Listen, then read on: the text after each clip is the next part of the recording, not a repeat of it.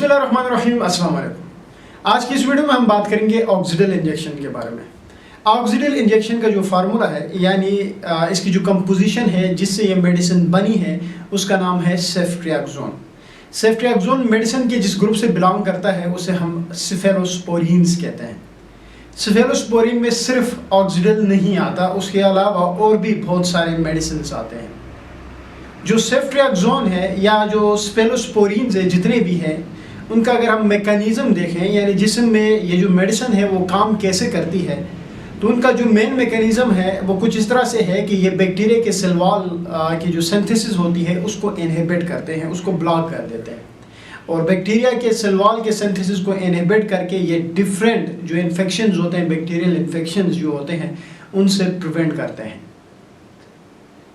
अगर हम यूजेस की बात करें या इसके इंडिकेशंस की बात करें कि कौन कौन सी ऐसी बीमारियां हैं जिसमें हम इस इंजेक्शन का इस्तेमाल कर सकते हैं, तो उसमें सबसे पहली जो कंडीशन आती है वो है रेस्पिरेटरी ट्रैक इन्फेक्शन।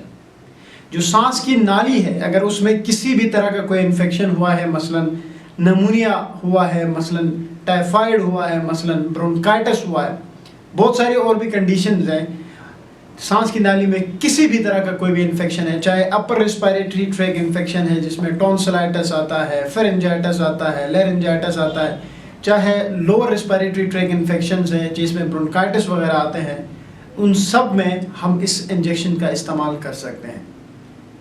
उसके अलावा यूरिनरी ट्रैक इन्फेक्शन, जो पेशाब की नाली में कोई इन्फेक्शन हुआ हो, तो उसमें भी हम इस दवाई का इस्तेमाल कर सकते हैं। चाहे वो यूरेथ्रा में इन्फेक्शन हुआ है, चाहे वो यूरेटर में इन्फेक्शन हुआ है, चाहे वो किडनीज के अंदर इन्फेक्शन हुआ है, चाहे वो प्रोस्टेट में इन्फेक्शन हुआ है, चाहे वो ब्लैडर में इन्फेक्शन हुआ है, जिस जिस एरिया की मैंने नाम लिए उन सब एरिया में इन्फेक्शन अगर किसी भी एरिया में हुआ है तो इस इंजेक्शन का इस्तेमाल किया जा सकता है।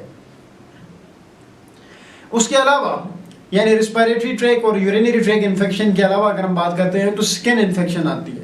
जिल्द में किसी किस्म का कोई इन्फेक्शन हुआ है, कोई स्वेलिंग हुई है, पस की एकमुलेशन हुई है, कोई फ्रैक्चर हुआ है और बाद में वो जो टांके जो आपने लगाए हैं, जो स्टिचेस लगे हुए हैं उस फ्रैक्चर्ड एरिया में, वहाँ पे किसी तरह का कोई इन्फेक्शन हुआ है, मतलब कहने का ये है कि स्किन का किसी भी तरह का कोई भी इन्फेक्शन हो, उसमें इस इंजेक्शन का इस्तेमाल किया जाता है। मज़ीद अगर हम इसके इंडिकेशंस की बात करें तो जो स्टमक इन्फेक्शन होता है या गैस्ट्रो इन्फेक्शन, ओवरऑल एक बड़ी टर्म है, उसमें स्टमक इन्फेक्शन एक एग्जांपल के तौर पे आती है।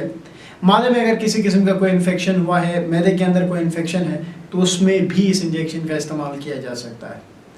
उसके अलावा हड्डियों में, जोड़ों में कोई इन्फेक्शन हुआ है तो उसमें भी इस इंजेक्शन का इस्तेमाल किया जा सकता है। तो ये थी सारी इसकी इंडिकेशंस। साइड इफ़ेक्ट्स की बात करते हैं तो जब बहुत ज़्यादा ओवरडोज नहीं हो तो उस वक्त इसके कोई साइड इफ़ेक्ट्स नहीं मिलते हैं, लेकिन जब ओवरडोज बहुत ज़्यादा किया जाए तो तब इसके साइड इफ़ेक्ट्स दिखते हैं। कुछ एक साइड इफ़ेक्ट्स में दिल मतली का होना, उल्टी का आना, पेचेस का लगना, चक्कर का आना, सर में दर्द का होना, ये इसके साइड इफ़ेक्ट्स में शामिल है। अब थोड़ी सी बात करते हैं कि कितने मिलीग्राम में, कितने ग्राम्स में ये इंजेक्शन अवेलेबल है। तो ये आपको 250 mg में भी मिलती है, आपको 500 mg में भी मिलती है, 1 ग्राम में भी मिलती है और 2 ग्राम में भी ये इंजेक्शन अवेलेबल है।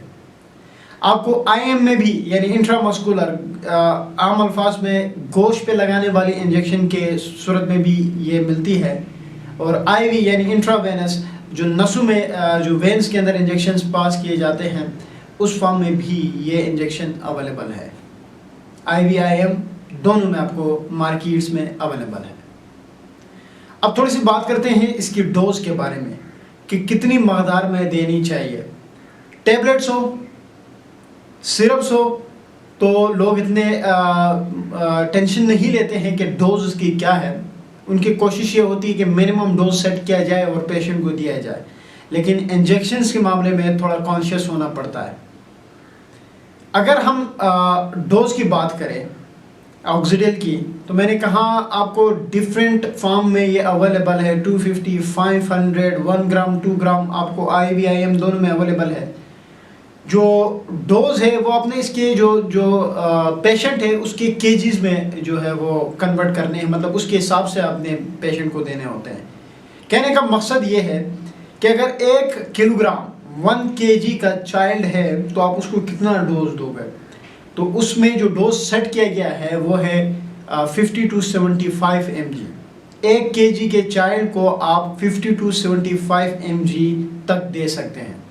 मतलब ये है कि अगर 1 kg का बच्चा है तो उसमें आप 50 मिलीग्राम सेफ्ट्रियाक्सोन यानी ऑक्सीडेल इंजेक्शन दे सकते हैं, 75 मिलीग्राम भी दे सकते हैं, या 50 से 75 मिलीग्राम के बीच में कोई एक वैल्यू, मतलब 65 हो, मतलब 65 70 हो या 55 हो, कोई भी वैल्यू, मतलब 50 to 75 के बीच में या 50 या 75, आप इनमें से कोई भी एक डोज सिलेक्ट करके दे सकते हैं 1 kg के चाइल्ड में।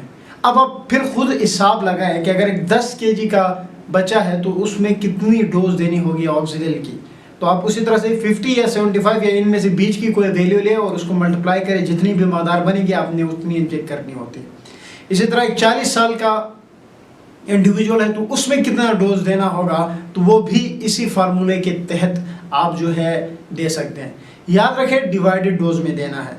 कहने का मकसद ये है कि अगर आप 10 साल के बच्चे को दे रहे हैं, 1 साल के बच्चे को दे रहे हैं, या 40 साल के एक मर्द को दे रहे हैं, एक इंडिविजुअल को दे रहे हैं, तो उसमें यानी जो भी एज सेट है, जो भी जिस एज में भी आप इस मेडिसिन को दे रहे हैं, तो याद ये रखें डिवाइडेड डोज में देना है। डिवाइडेड डोज से मुराद ये है कि आप उस मकदार को आधी सुबह आधी शाम में दोगे, या फिर आप दिन में एक ही दफ़ा दोगे।